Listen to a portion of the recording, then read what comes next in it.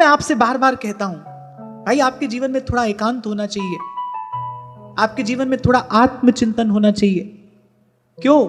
इसलिए कि वस्तु सामने भी होगी तो भी आप उसका कुछ अनुभव आस्वादन नहीं कर पाओगे यदि आपकी प्रज्ञा शुद्ध नहीं हुई तो, यदि आपकी बुद्धि सूक्ष्म नहीं हुई तो। स्थूल बुद्धि से, स्वार्थपरक बुद्धि से, संशयात्मिका बुद्धि से भगवत तत्व का विचार नहीं होता है, नहीं किया जा सकता है। सुपर कंप्यूटर बनाने वाले दिमाग हैं संसार में, लेकिन वो भगवत तत्व का चिंतन भी कर पाए यह आवश्यक नहीं है। कभी कभी तो उस जड़ता में मति इतनी जड़ हो जाती है, इतनी जड़ हो जाती है कि आध्यात्म के काम का ही वो मन नहीं रहता।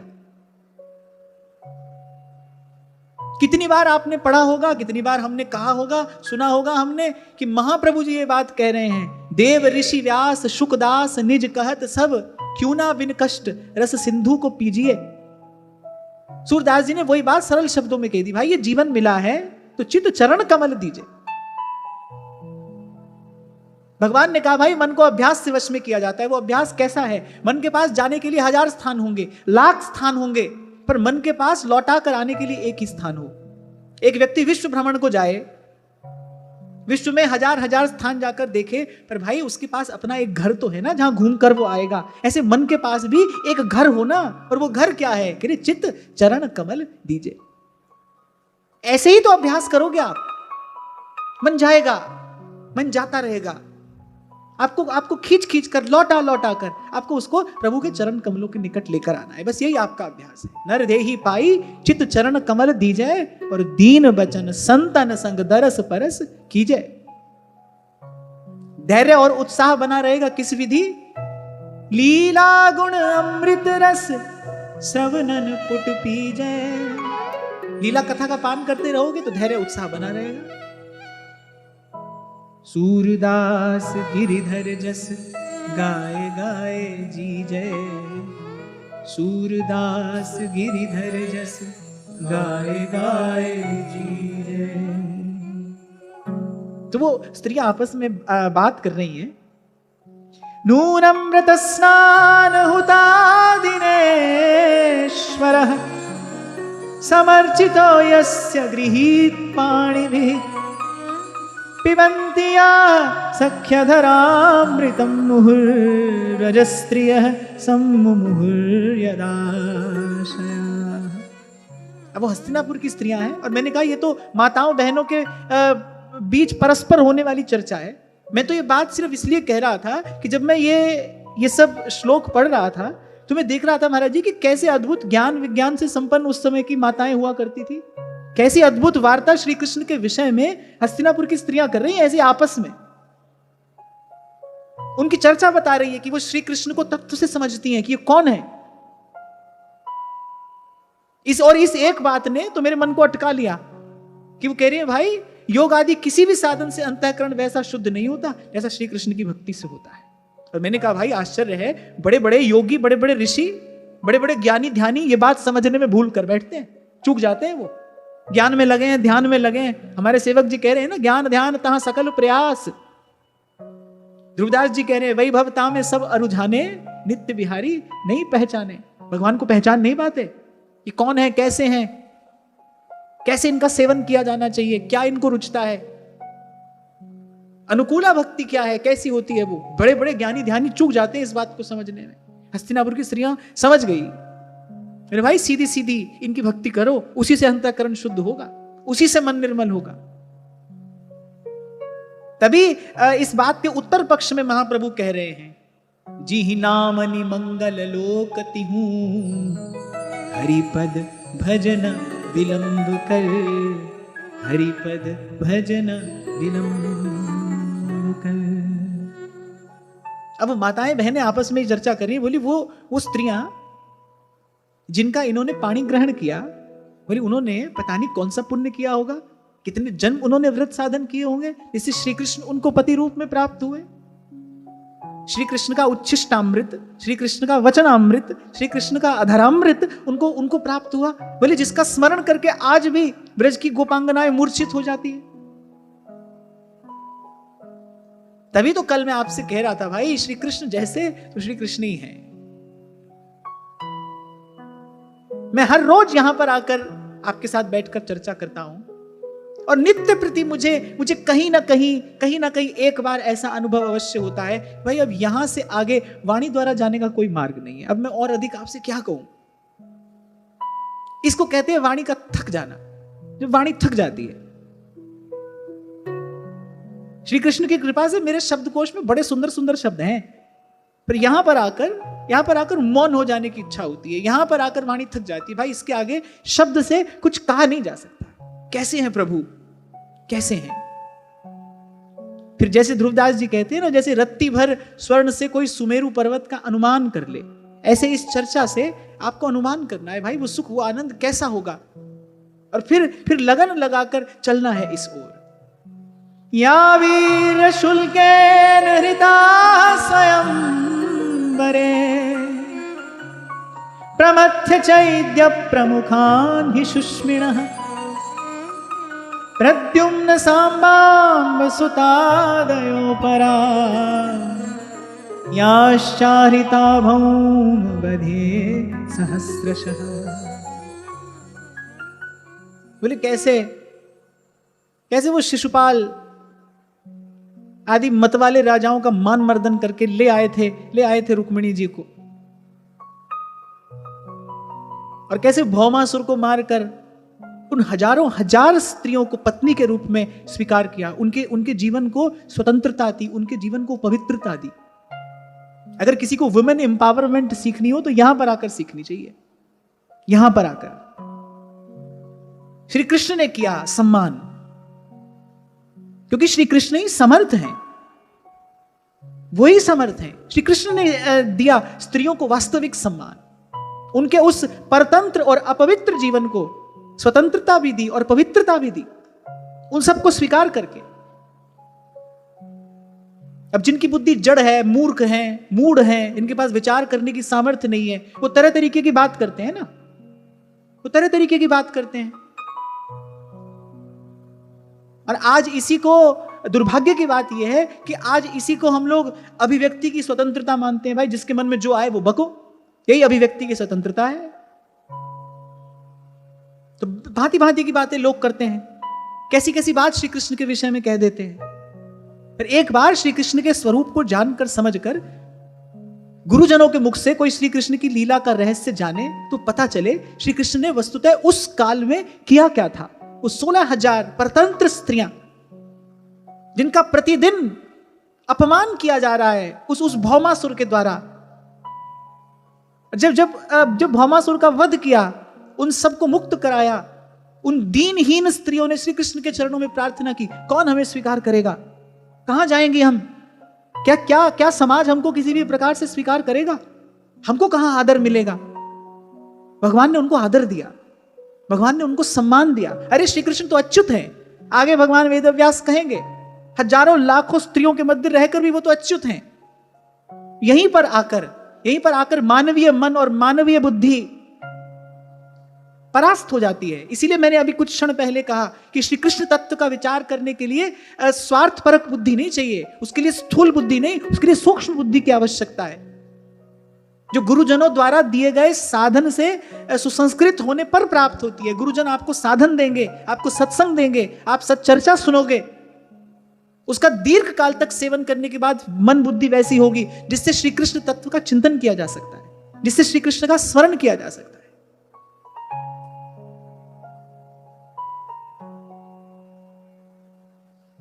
तो मैं तो आज ऐसे ही विचार कर रहा था, यद्यपि एक बार मैंने सोचा था कि भाई केवल इस अगले 2 अध्यायों का स्पर्श करके हम आगे चलेंगे। फिर मैंने विचार किया, मैंने कहा नहीं भाई, ये बात तो ये कहना तो श्री कृष्ण के गुणों का कीर्तन करना ही है। कैसे हैं श्री कृष्ण। और ऐसे ही जब जीवात्मा का वो स्वाभिमान जगता है। स्वाभिमान जगना माने, स्वाभिमान जगने का वास्तविक अर्थ क्या है। स्वाभिमान माने जो अपना स्व है उसमें स्थित होना। जब जीवात्मा का स्वाभिमान जगता है, जब वो ये जान जाती है कि परम पुरुष एक नंद नंदन है, फिर वो जो जन्म जन्म से परतंत्र पड़ी है, अपवित्र जीवन है, जीवात्मा की भी तो बिल्कुल यही स्थिति है ना। परवश जीव परतंत्र है और अपवित्र भी है, उसका जीवन अपवित्र है। बार बार विषय भोग के सेवन और चिंतन से जीवन में अपवित्रता भी है और परतंत्रता भी है। जिस दिन मैं ये सोचने लगूं भाई ना मैं स्त्री हूं ना मैं पुरुष हूं, मैं तो वो जीवात्मा हूं जिसके स्वामी श्री कृष्ण हैं, जिसके स्वामी सर्वेश्वर भगवान हैं, और फिर प्रभु से प्रार्थना करूं तो प्रभु समर्थ हैं, प्रभु आदर देते हैं, प्रभु अपवित्रता दूर करते हैं, और प्रभु अपनी कृपा से जीव को अपना आश्रय अपना बल देकर स्वतंत्र भी करते हैं। जिसे श्री कृष्ण स्वीकार कर लेते हैं वो कर्म के बंधन से सदा सदा के लिए मुक्त हो जाता है। प्रकृति का उस पर कोई नियम नहीं चलता। भगवान की भक्ति करती है पाप पुण्य दोनों से परे, शुभ अशुभ दुर्ग विध्वंसी दल, तब जयति जयति जग उच्चरे। सेवक जी महाराज प्रमाण दे रहे हैं इस बात का। श्री कृष्ण की भक्ति है समर्थ ऐसी, वो ले जाती है वहां चांद सूरज जहां पौन न पानी को संदेश पहुंचा। तो इसमें एक बोध भी है, इसमें एक गूढ़ार्थ भी है कि वो जो श्री कृष्ण ने भौमासुर की कैद में पड़ी उन 16,000 कन्याओं को स्वतंत्र कराकर स्वीकार किया, ये वस्तुतः जीवात्मा की कथा भी तो है। ये जीवात्मा भी तो पड़ी है ना कारागार में, अपवित्र जीवन व्यतीत कर रही है, परतंत्र पड़ी है। श्री कृष्ण आकर इसको मुक्त कराते हैं, स्वीकार करते हैं। कभी कभी कोई ऐसे ही मूर्ख व्यक्ति उपहास करता है ना 16,108 रानियां। अरे 16,108 क्या, जितनी जीवात्माएं हैं सभी के पति श्री कृष्ण हैं। वो 16,108 तो भाग्यशाली हैं जिनको ये समझ में आ गई भाई ये हमारे पति हैं, और श्री कृष्ण ने उन्हें स्वीकार कर लिया। भाई और सवै ब्रजनारी, सभी आत्माओं के पति श्री कृष्ण हैं। 16,108 क्या, अनंत अनंत आत्माओं के स्वामी एकमात्र श्री कृष्ण हैं। बात तो समझने की है ना। जिस दिन आप ये समझ जाओगे कि भाई मैं भी एक परतंत्र जीवात्मा इस संसार रूपी कारागार में पड़ी परतंत्र और अपवित्र जीवन व्यतीत करती हूं, जिस दिन आप श्री कृष्ण को पुकारोगे उस दिन श्री कृष्ण आपको भी स्वीकार करेंगे, आपका भी जीवन उज्जवल और पवित्र हो जाएगा। यही तो श्री रुक्मिणी जी ने भगवान को पत्र में लिखकर भेजा था ना कि हे प्रभु, सिंह का भाग कोई कुत्ता या सियार लेकर नहीं जा सकता, मैं तो आपकी हूं, मैंने तो मन प्राणों से आपका आराधन किया है।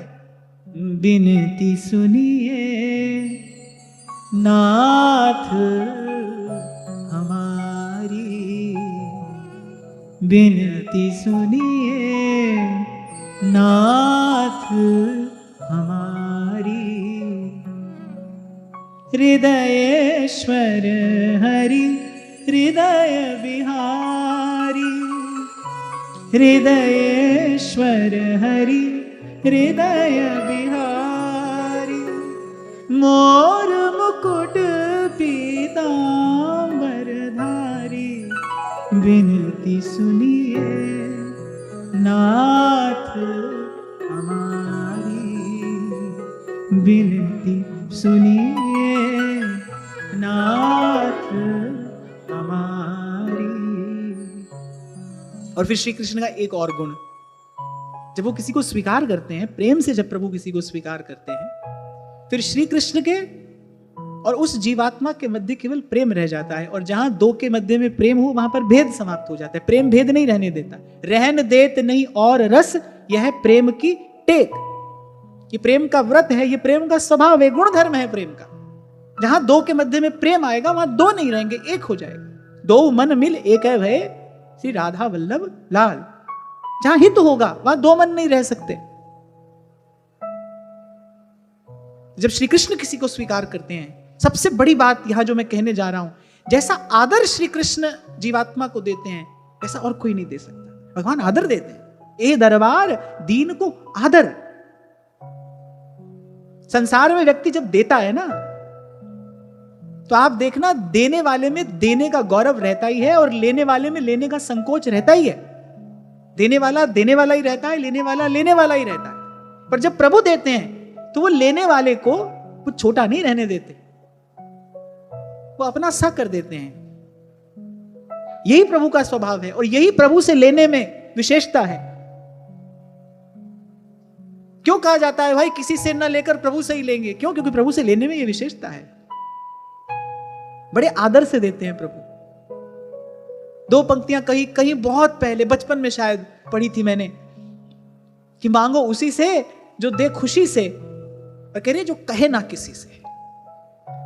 प्रसन्नता से देते हैं, किसी से कहते नहीं, देने का मान नहीं करते, देने का मान नहीं करते। लेने वाले को ये लगता ही नहीं कि मैं ले रहा हूं। कहना ही मैं ये चाह रहा हूं कि प्रभु से लेने वाले को लगता ही नहीं कि मैं ले रहा हूं।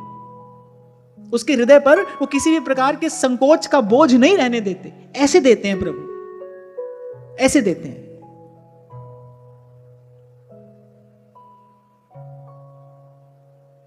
इसीलिए संत भक्त कहते हैं, इसीलिए सूरदास जी कहते हैं, सूर क्रूर इस लायक नाही, सूर क्रूर इस लायक नाही, कहाँ लग करो बड़ाई,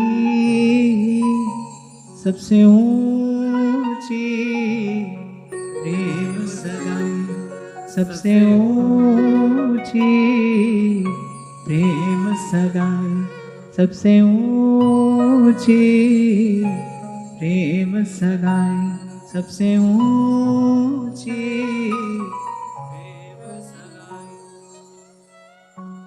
जब वो तो अंतर्यामी है भाई, उन सब की ये भावपूर्ण स्तुति सुन रहे थे, सबकी ओर प्रभु ने देखा, अपनी कृपापूर्ण चितवन और मंद मुस्कान का प्रसाद सबको दिया। ऋषि लोग मंगलाचरण कर रहे हैं, वेद मंत्रों का पाठ हो रहा है, और इस प्रकार भगवान ने द्वारिका की ओर प्रस्थान किया। और फिर जब भगवान द्वारिका पहुंचे, एक बड़ी सुंदर बात यहां पर आनंद देने वाली ये बात है, प्रहवाभिवादनाश्लेष करस्पर्श स्मिते क्षणैः, आश्वास्य चाश्वपाकेभ्यो वरैश्चाभिमतैर्विभुः। कहते जब भगवान द्वारिका पहुंचे तो कहते किसी को सिर झुकाकर प्रणाम किया, किसी का वाणी से अभिवादन किया, किसी को हृदय से लगाया, बोले किसी की ओर देखकर केवल मुस्कुरा दिए, किसी को प्रेम भरी दृष्टि से देखा। कहते इस प्रकार चांडाल पर्यंत सबको संतुष्ट करके भगवान अपने महल में प्रवेश करते हैं। छोटे से छोटा भी कोई अरे भगवान की कृपा प्रसाद से वंचित नहीं रहता। ऐसी उदारता भगवान के अतिरिक्त और कहीं देखने में नहीं मिल सकती। किसी को भी वंचित नहीं रखा जाता है। प्रभु के दरबार में कोई वंचित नहीं रहता। मैं तो केवल आंख बंद करके इस दृश्य की भावना ही कर रहा था। किसी से बोले हैं भगवान, 2 शब्द बोले, किसी को केवल हाथ हिलाकर उसका अभिवादन कर दिया, किसी की ओर देखकर मुस्कुराए, किसी की ओर बड़ी प्रेम भरी चितवन से देखा। ऐसे यथा योग्य सबका सम्मान, सबका सत्कार करके अगर फिर भगवान अपने महल में प्रवेश करते हैं। और महल में प्रवेश करते ही सबसे पहले क्या कर रहे हैं? स्वयं च गुरुभिर्विप्रैः सदारैः स्थविरैरपि आशीर्भिर्युज्यमानोऽन्यैर्वन्दिभिश्चाविशत्पुरम्। अगर पत्नियों के सहित सबको संतुष्ट करके, और ये बात तो मैं बड़े आग्रह से कह रहा हूं, ये बात आग्रह पूर्वक कह रहा हूं, ऐसा प्रभु के अतिरिक्त, ऐसा मेरे श्री कृष्ण के अतिरिक्त कोई नहीं हो सकता। भगवान वेदव्यास कह रहे चांडाल पर्यंत, द्वारिका का जो चांडाल था ना, उसको भी भगवान बड़े प्रेम से, स्नेह से प्रसाद देते हुए आगे बढ़े, किसी को नहीं छोड़ा। इसीलिए आरंभ में भगवान वेदव्यास ने कहा कृष्णस्तु भगवान स्वयं, नंगे पांव चले कि भाई यहां का एक कण कण, यहां का एक एक तिनका हमारे चरण का स्पर्श पाकर कृतार्थ हो जाए।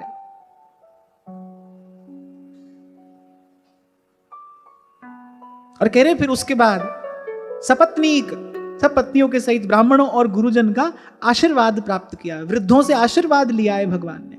कैसा जीवन होना चाहिए वस्तुतः। इसीलिए महाप्रभु कह रहे ताते भैया मेरी 100 कृष्ण गुण संचु। इसीलिए अनंत अनंत कल्याण गुणगण संपन्न है श्री कृष्ण। अनंत अनंत गुणों की राशि है श्री कृष्ण। आप श्री कृष्ण का आचरण देखिए, आप श्री कृष्ण की दिनचर्या देखिए, आप श्री कृष्ण का व्यवहार देखिए, आप श्री कृष्ण का शिष्टाचार देखिए। वहां चले, जब हस्तिनापुर से चले तो महाराज युधिष्ठिर से अनुमति मांगी है। राजा से अनुमति लेकर ही कोई कार्य किया जाना चाहिए ना। तो राज सिंहासन पर है, मैंने इनको राजा बनाया है, तो ऐसा नहीं कि अब मैंने इनको राजा बनाया तो भाई हमने ही तो राजा बनाया है। राजा बनाने वाले तो हम हैं। ना ना ना ना, यदि राजा बना दिया तो फिर उसी प्रकार उनका सम्मान श्री कृष्ण कर रहे हैं, अनुमति लेकर चले हैं वहां से। पर यहां द्वारिका में पहुंचे हैं, अरे चांडाल पर्यंत सबका सम्मान किया है, और फिर अपनी पत्नियों के सहित सबसे पहले वृद्धों का, गुरुजनों का, ब्राह्मणों का आशीर्वाद भगवान लेते हैं। ऐसे भगवान की ये जो चर्या है ना, ये बताती है धर्म क्या है। वो तो भगवान है, उनको किसी बात की आवश्यकता नहीं, वो तो पाप पुण्य से परे हैं, वो तो निर्लिप्त हैं। पर प्रभु का जो आचरण है ना, ये हमारे लिए एक एक मार्ग बनाता है, कैसा जीवन हो।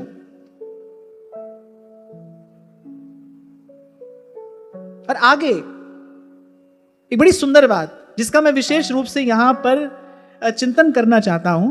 आगे भगवान वेदव्यास कह रहे हैं, पत्न्यः पतिं प्रोष्य गृहानुपागतं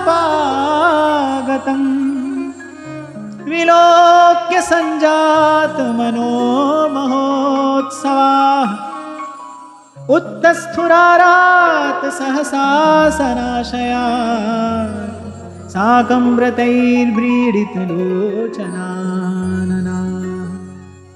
वो सब पटरानियां, सब रानियां जब श्री कृष्ण को आया देखा, कह केवल अपना आसन ही नहीं, वो सब नियम भी उन्होंने छोड़ दिए जो प्रभु की अनुपस्थिति में उन्होंने धारण किए थे। क्यों धारण किए थे नियम?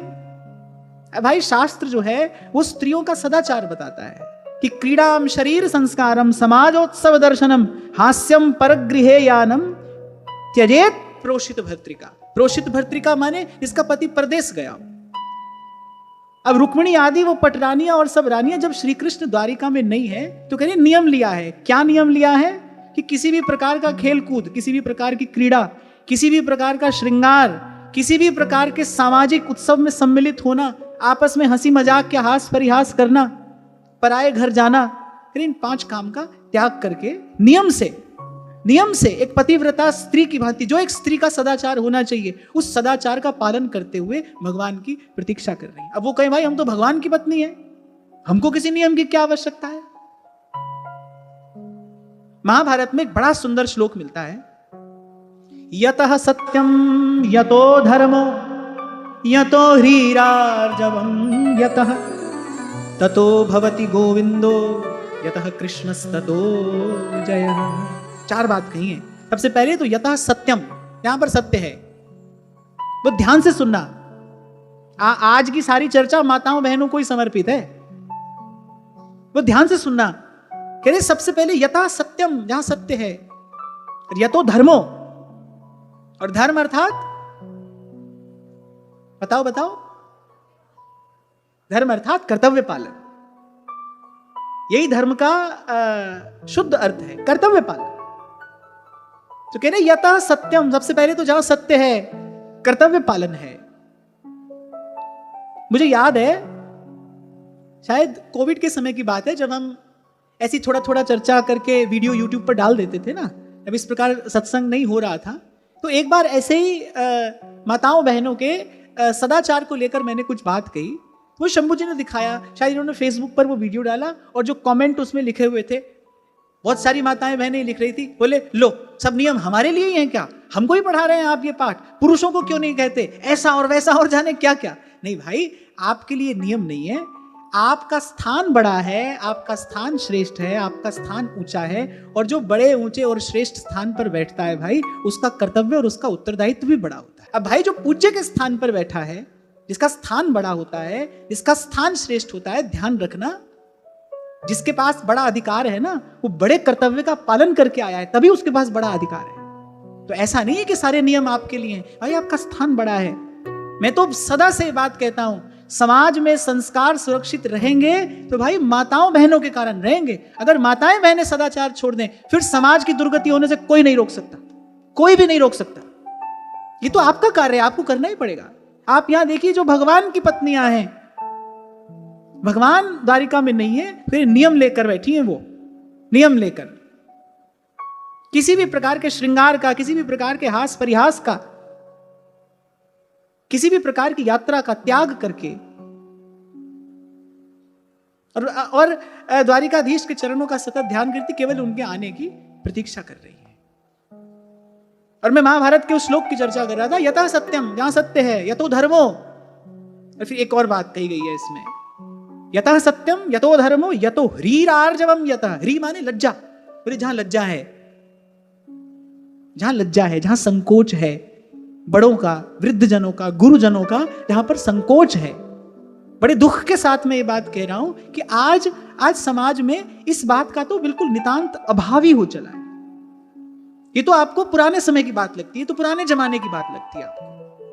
अरे लज्जा मनुष्य का भूषण है, ये तो चरित्र का श्रृंगार है। गुरुजनों की, वृद्धजनों की जो लज्जा, जो एक संकोच है, और वो कहने भगवान को बड़ा प्रिय है, वो भगवान को बड़ा प्रिय है। तो यत सत्यम यतो धर्मो यतो ह्रीर आर्जवम यतः। आर्जव अर्थात सरलता। चार बात कही गई है यहां, सत्य, धर्म, लज्जा और सरलता। ततो भवति गोविंदो यतो कृष्णस् ततो जयः। जहां कृष्ण है वहां जय है, और जहां ये चार बात है, वहां गोविंद है, जहां गोविंद है वहां जय है। ये चार बात जहां है।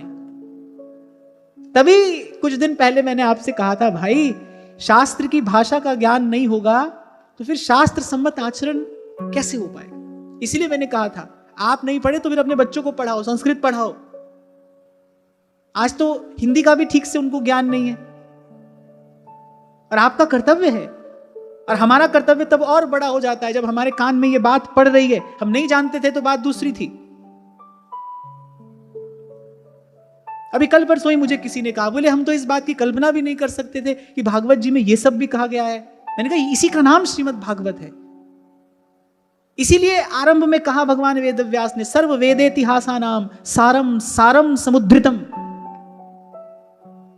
सब वेद पुराणों का सार श्रीमद् भागवत है। इसका एक एक श्लोक अध्यात्म दीप है, जीवन को प्रकाशित कर दे, श्री कृष्ण के प्रेम से, श्री कृष्ण की भक्ति से भर दे। ऐसी सामर्थ्य श्रीमद् भागवत की है। अच्छा, जब श्री कृष्ण आए तो कह रहे हैं कि रानियों ने केवल अपना आसन ही नहीं छोड़ा, आसन पर स्थिर होकर तो ध्यान परायण रहती थी, योगिनी की भांति। श्री कृष्ण नहीं है महल में, जैसे ही प्रभु के आगमन का समाचार सुना, कह रहे केवल आसन ही नहीं, फिर वो सब नियम भी छोड़ दिए जो लेकर बैठी हुई थी। प्रभु से मिली कैसे? आप देखो कितनी सुंदर बात यहां कही गई है। तवात्मजैर्दृष्टिभिरन्तरात्मना दुरंत भावाः परिरेभिरे पतिम् निरुद्धमप्यास्त्रवदम्बुनेत्रयो विलज्जतीना भृगुवर्य वैक्लवा। अरे प्रभु के प्रति इतना सुंदर और इतना गंभीर भाव उनका। कहने पहले मन ही मन, जब प्रभु को सामने देखा तो कहले पहले मन ही मन, फिर नेत्रों के द्वारा और फिर पुत्रों के बहाने शरीर से जाकर प्रभु का आलिंगन किया। ऐसी लज्जा ये भगवान को प्रिय है। यतः सत्यम यतो धर्मो यतो ह्रीरार्जवम यतः। कहने पहले तो नेत्रों से ही स्पर्श किया भगवान का, दृष्टि से ही भगवान का स्पर्श किया, और उससे भी पहले तो मन से ही प्रभु के चरणों से जाकर लिपट गई, फिर दृष्टि से प्रभु के चरणों का स्पर्श किया, दृष्टि से देखा, उस भाव से देखा। एक बात आपको यहां कहता हुआ आगे चलूं, दृष्टि से प्रसाद भी दिया जाता है और दृष्टि से प्रहार भी किया जाता है। हम लोग कहते हैं ना कि अमुक व्यक्ति को बुरी नजर लग गई, बुरी दृष्टि लग जाती है ना नजर। दृष्टि से प्रसाद भी दिया जाता है, दृष्टि से किसी को जीवन दान दिया जा सकता है। प्रेम का सिंचन दृष्टि से ही किया जाता है, तो दृष्टि से प्रसाद भी दिया जाता है, दृष्टि से प्रहार भी किया जाता है। और एक और बात मैं आपको बताऊं, आपकी दृष्टि आपका संस्कार बता देती है, आप कैसे देखते हैं। आप कुछ मत बोलिए, बोलने से तो अंतःकरण प्रकट हो ही जाता है।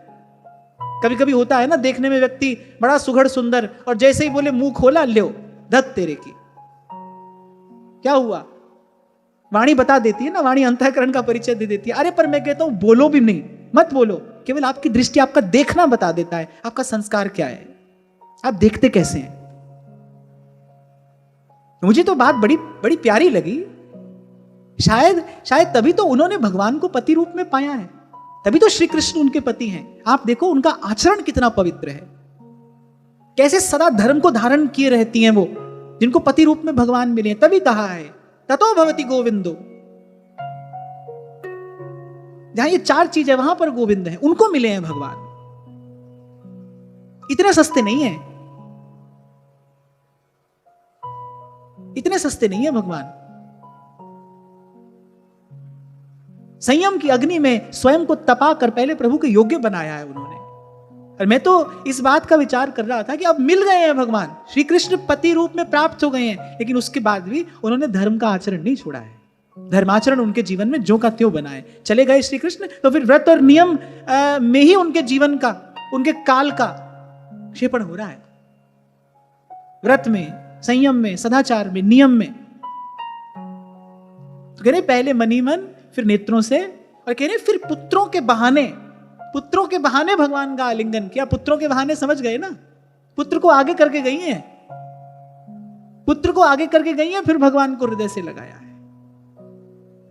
ऐसा आचरण, ये सदाचार भगवान को प्यारा है। यहां ये बात कहने का तात्पर्य क्या है भाई? ऐसी किसी जीवात्मा को श्री कृष्ण पति रूप में प्राप्त होते हैं, ऐसी किसी पवित्र आत्मा को भगवान अपनाते हैं, भगवान स्वीकार करते हैं। ये जितना सब कुछ आपसे कहा जा रहा है, ये केवल जीवन को पवित्र बनाने के लिए, पवित्र अर्थात भगवान के योग्य बनाने के लिए कहा जा रहा है। अपनी तरफ से हमारा प्रयास क्या है?